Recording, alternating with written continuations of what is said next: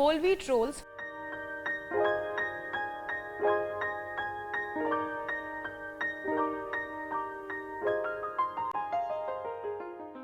Hi, I'm Anupa and I welcome you to Sanjeev Kapoor Khazana. I love making breads, and breads of all kinds, whether it is a soft roll or a masala roll or a chutney roll. But there's something that I'm really fascinated about, and that is a whole wheat roll. And this is completely whole wheat. I'm not going to be adding in any amount of refined flour to this. So it's something that I am also looking forward to making it today with you. So to make this, let us quickly run through the ingredients. So for whole wheat rolls, we need whole wheat flour, butter, milk for milk wash, sugar, salt, some fresh yeast and some rolled oats. So to begin with, we have to first process the yeast with some sugar. So add in warm water to this and let this set for a while, or at least till the yeast becomes slightly foamy or bubbly. So what you can do is, after you've added water to the yeast, you can just give it a mix so that the entire thing mixes well and the sugar dissolves with this. If the recipe that you are using, if you are making some kind of a bread and it calls for milk and no water, in that case the entire dough will have to be made with milk. So even the yeast can be processed in milk. So to begin with, let's take a planetary mixer like this and we'll add in the whole wheat flour to this. I've got some oats here, so I'm going to add some amount of oats in the dough and we'll leave some to be dusted on top while we actually put it in for baking. After that, I'll add in all the yeast to this. Let's add in some salt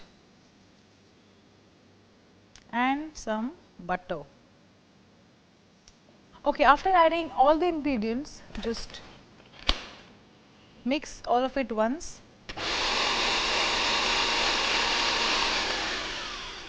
And now we'll add in water, little by little, so that this forms a dough. So once this forms a dough, do not remove it, let it knead itself in the machine for another 5 more minutes and then we'll bring it out on the tabletop and just stretch it a little bit more. Okay, so now let's get this out. The dough would be slightly sticky, so what you should do, take some dry flour right next to you and just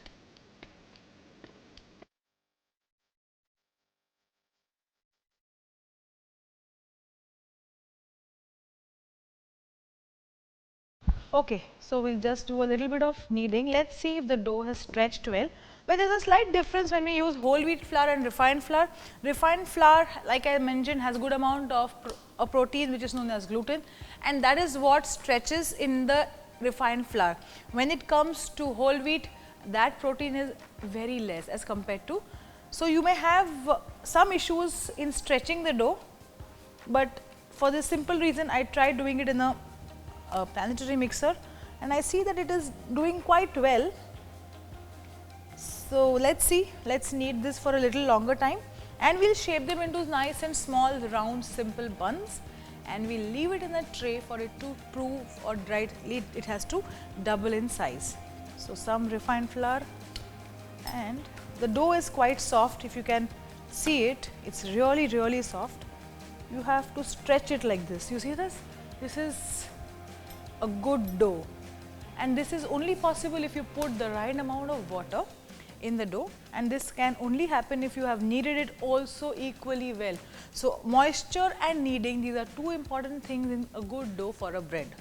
Of course, the recipe has to be right at the same time. Okay, so this is done. What we'll do is, we'll start shaping them, and in this case we'll shape them, keep it on the baking tray.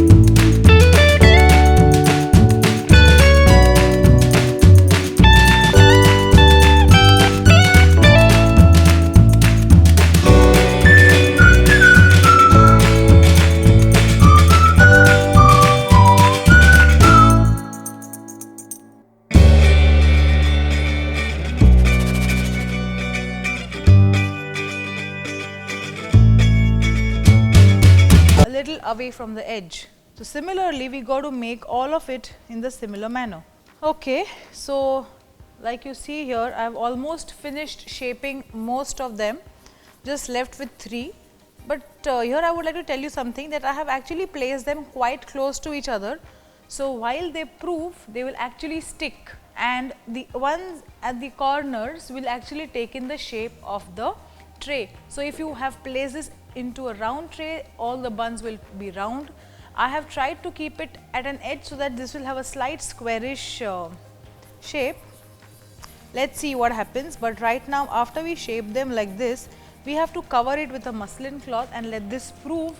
This will take at least half an hour to 40 minutes to proof, since it is whole wheat and whole wheat is heavier.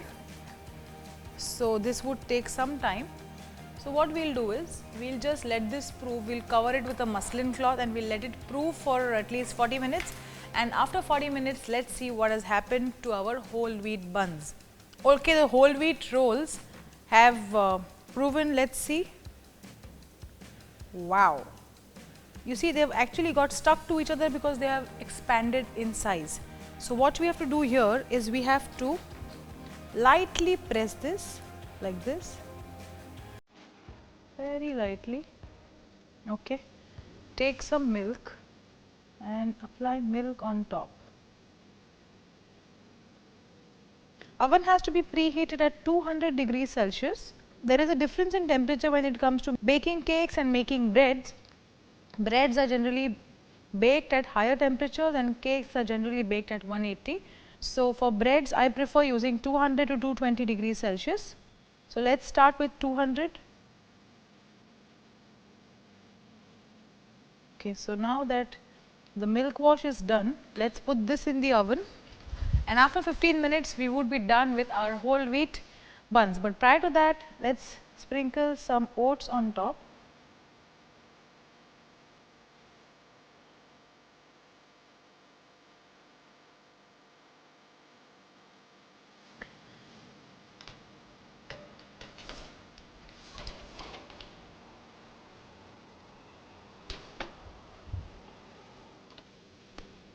So, 15 more minutes and our whole wheat buns would be ready to be served. So, this was the recipe that I wanted to show it to you since a very long time.